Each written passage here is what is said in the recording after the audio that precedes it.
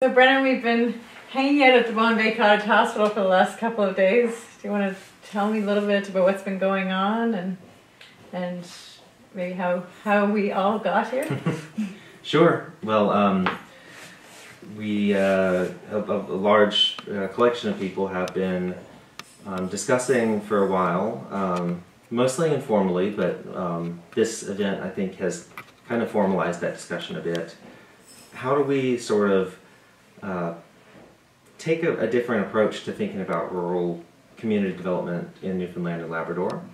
While I was at Greenfield campus for 2 of the 3 years that I've been at my PhD work, I guess I became really aware that often the discussion about rural NL is very controlled, and often it's often this focus on negative trends, on declining demographics and things like that.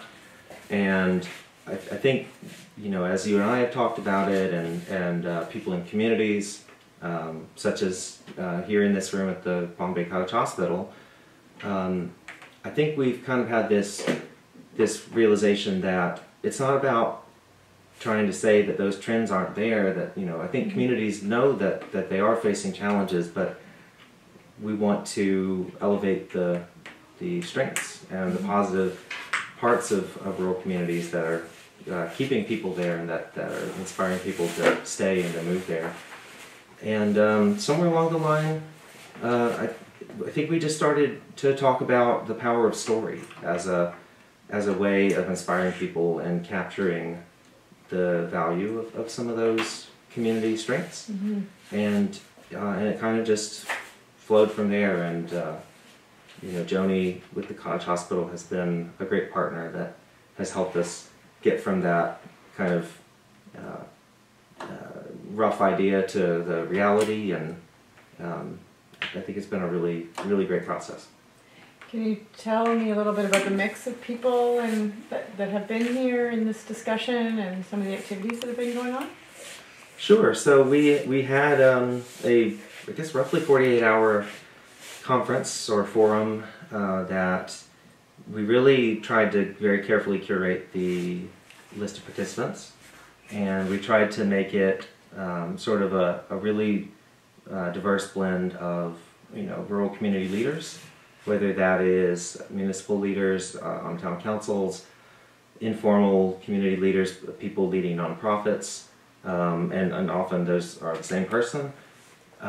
Academics, but not too many. Not a room dominated by people with PhDs or almost PhDs, and then a few people from kind of organizations that have a provincial scope that can serve as a bit of an enabler or connector role, sort of support organizations. So we had about 35 people here over the past couple of days. Okay. And there were some activities going on in different rooms. One of the components was an arts component to the event, for example, I guess. Yeah.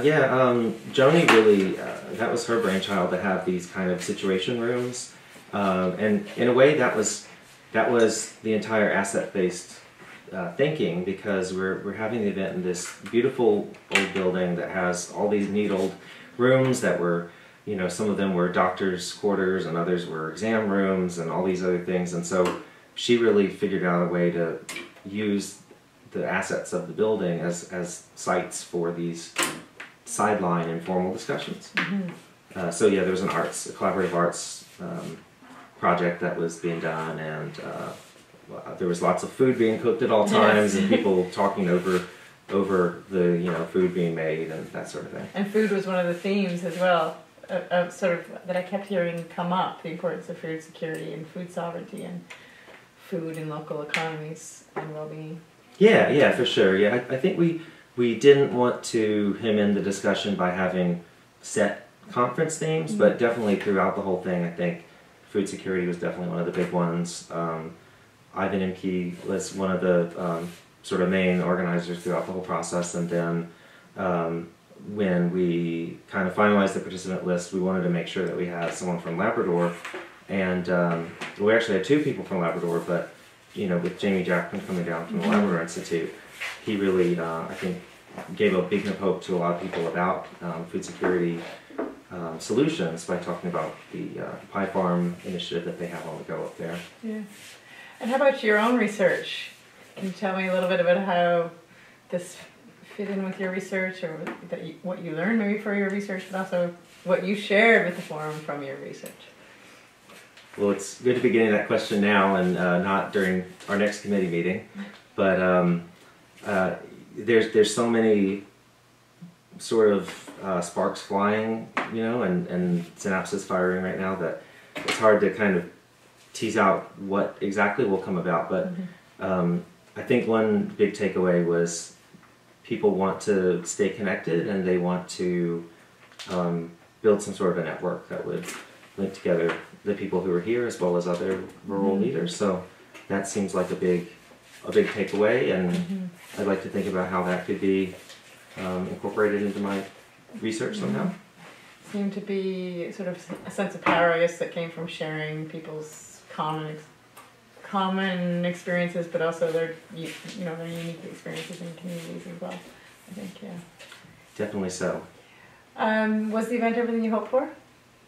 It was. I was very stressed out in the beginning, and had never been one of the kind of main conference organizers of an event prior. So I think what I was mostly hoping for was that it wouldn't get canceled, and that nobody would get sort of show up and not have a place to stay or that kind of thing. But yeah, I think the discussion was really great, and kind of exceeded my expectations in a lot of ways. Great. Anything else you'd like to add about the event or the topics we've been discussing? Well, I guess just as someone who's still pretty new to Newfoundland and Labrador, it's just so inspiring to see the work that people have been putting in over the years, from the community leaders who had come, and some who I had never met before, like Barbara Barter, and all of the great work that she's been doing in Burgeo. Fred with Mariah Kuga, who has brushed elbows with pretty much everyone in the province doing this kind of stuff. All of the researchers, including yourself, who've been entrenched with the Red Boards and the Rural Secretariat, and all the, thinking about those partnerships that have come in the past and how to build on them. So I'm just really honored to be part of the discussion. Well, we're grateful that you pulled us together as well. Thanks, Brennan. Thank you. Good job, Brennan. Thanks a lot. Seriously, good job.